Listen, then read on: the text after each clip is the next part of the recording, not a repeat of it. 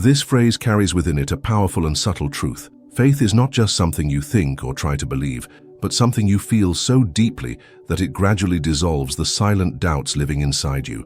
Perhaps you've already planted many seeds in your heart, seeds of hope, of dreams, of transformation, and have waited patiently to see them grow. But something within you still doubts whether this seed can truly sprout, whether it deserves to bloom, whether you are worthy of the harvest you long for. And here lies your silent anguish, because it's hard to believe deeply when you look around and see no clear evidence of what your heart desires. You may ask yourself, am I doing it wrong? Or do I not deserve it? Or is all this just fantasy? I understand the anguish of that doubt. I know the painful silence of nights that seem endless when you're searching for answers that keep slipping away. It's difficult to hold on to certainty when nothing has yet materialized. But today, I want to offer you a new understanding. Because beneath that insecurity lives a far more powerful hidden desire, the longing for absolute trust, for such a deep inner clarity that you can feel God in your mind, guiding each step, each decision, each breath. What you truly seek is not just a dream fulfilled, it's to feel held, guided by an intelligence greater than yourself. Science is beginning to reveal this truth as well. As Joe Dispenza teaches, belief is far more than a rational idea. True belief physically rewires your brain. Repeated thoughts and intense emotions create new neural pathways, new inner realities. To believe is not just to wish, it is to rebuild your inner world. The invitation of this video is not simply to believe, but to act as if God has already taken over your mind. Not as a performance, but as something deeply real, already unfolding. You're not being asked to pretend a distant future. You're being invited to feel right now this divine presence, guiding your thoughts and calming your heart. You don't have to fight your doubts or hide your insecurities anymore.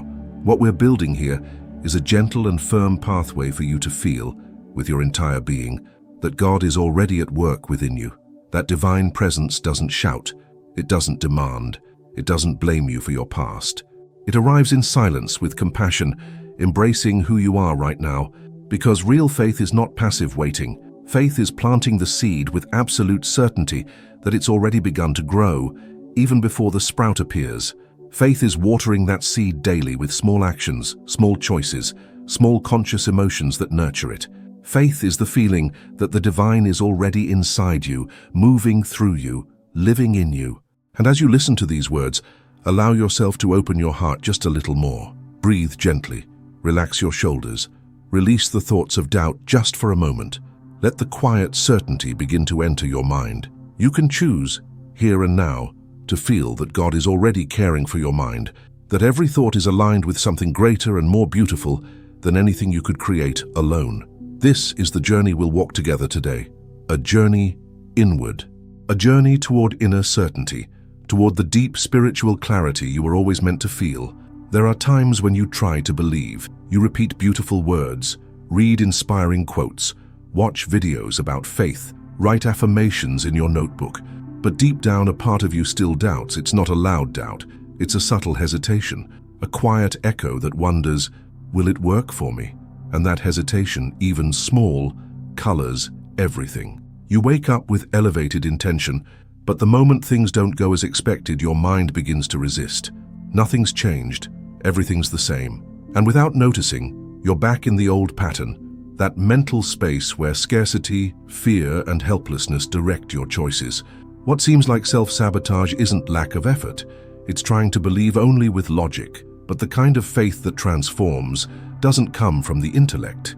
It's visceral, it's emotional, it's neurological. It's not about repeating "I believe" 1,000 times. It's about feeling an emotion so true and deep that your brain understands this is real.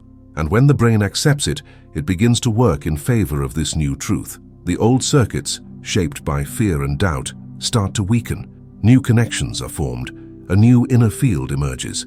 Napoleon Hill described this with spiritual elegance. To him, autosuggestion wasn't just a mental tool, it was an emotional ritual. He encouraged us to imagine our desire fulfilled with such intensity and frequency that the emotion becomes real, long before the reality does. He knew that once the heart is convinced, the world around us starts to follow. Picture your mind as fertile soil, and everything you plant there will grow. But if, along with the divine seed, Faith, you allow the weeds of doubt, impatience, and inner noise to flourish. They will choke the seed before it even sees the sun. And what's even sadder is that you may end up believing the seed was weak, when in fact the soil wasn't protected. What you feel matters more than what you say, because faith is born in the body, not just the mind. You don't need to eliminate all doubts to begin, but you do need to tend to your inner soil, honor your emotions, listen to your fears without letting them lead, and above all, allow a small flame of certainty to stay lit, even in the chaos. That flame, small but persistent, is the beginning of everything. It's the one that, even in the darkest days, whispers, "Keep going. God is still here, and He has already begun transforming your mind." There is quiet wisdom hidden in the phrase, "act as if." At first glance, it might sound like a motivational slogan, as if all you need to do is simulate confidence, fake a smile, hold a posture of faith while everything inside still trembles. But the truth is deeper and far more transformative. Acting as if is not pretending, it's reprogramming. When you begin to act as if God has already taken over your mind, you are not playing with faith. You are sending a direct message to your nervous system. You're training your brain to follow a new rhythm, a new identity, and over time, not the time of the impatient mind, but the time of the patient soul, that new identity begins to take root. Joe Dispenza, bridging science and spirituality, calls this emotional coherence, a state where thought, emotion, and action breathe in unison. It's as if your body, mind, and soul speak the same language. And when that alignment occurs, even briefly, something within you changes, and something outside begins to shift as well. The real block happens when you try to perform faith without emotional engagement. When you repeat hopeful phrases while still feeling scarcity, fear, resentment, or disbelief. In this state, what you generate is dissonance, an energetic disconnect between what you say and what you feel, and that dissonance blocks real manifestation. Because the universe, or the quantum field if you prefer, responds not to appearances, but to your emotional vibration. Emotion is the brush that paints your reality. Imagine yourself as an artist before a blank canvas. Reality is the paint. Emotion is the brush. You may have a beautiful vision of what you want to create, but if there's no emotion, if your brush is dry, the image never forms. Time passes, and you believe you've failed, when in truth, what was missing was simply the feeling. The practice is not to pretend, it's to allow yourself to feel deeply, to breathe, close your eyes, and enter a state where your desired reality is already present, not as a future hope, but as a vibration already pulsing inside you. Even just 3 minutes a day, 3 minutes of full presence, emotional intensity, and honest alignment. This is not a trick to get what you want.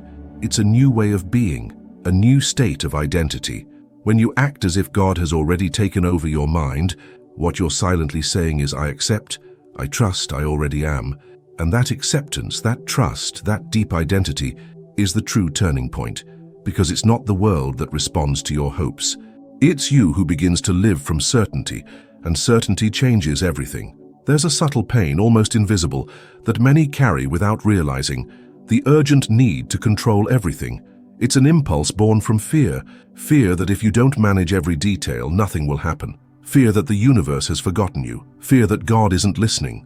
And it's precisely this fear, disguised as responsibility, that blocks divine flow. Trying to control the how is a way of unconsciously saying that you don't trust the invisible, that you believe only what is seen is real, that if there is no immediate external sign, then nothing is moving.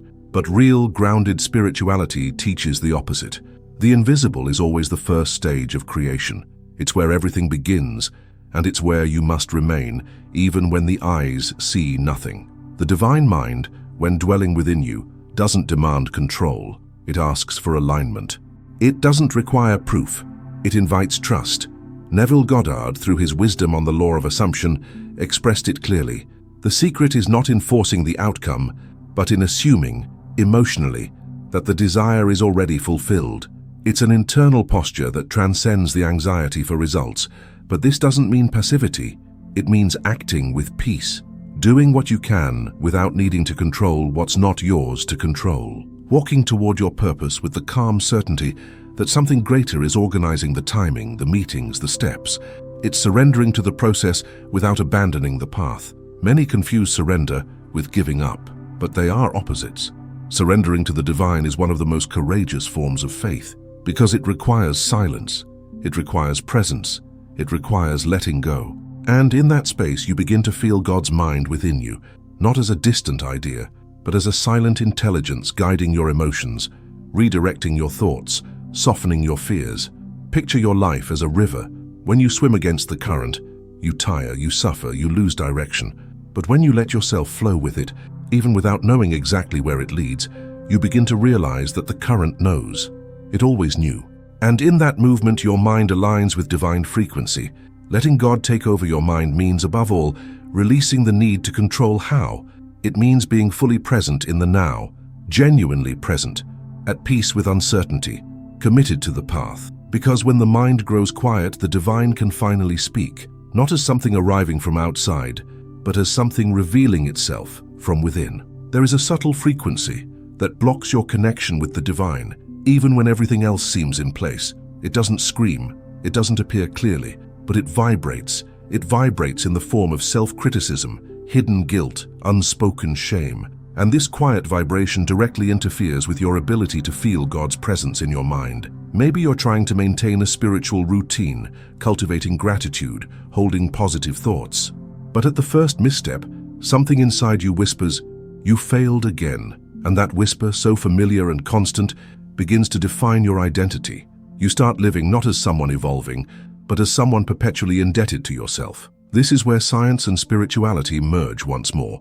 Bruce Lipton, through his studies in epigenetics, shows that deep emotions like guilt and self-rejection directly impact our biology. They shut down beneficial genes, activate self-sabotaging patterns, and create a biochemical and energetic terrain that repels divine presence.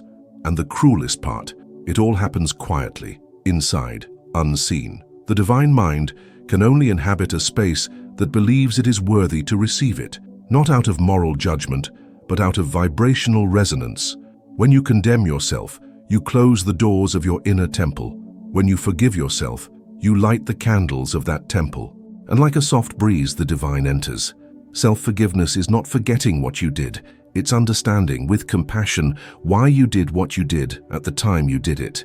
It's seeing yourself with the eyes of the soul, not the critic. It's allowing the wounded parts of you to be held and heard, not denied or punished. Only then does your vibration rise. Only then is the mind purified. Picture this. You're standing before a door. On the other side, God waits. But that door only opens when you reconcile with yourself. When you say, "I forgive you, I understand. You were doing your best with what you knew."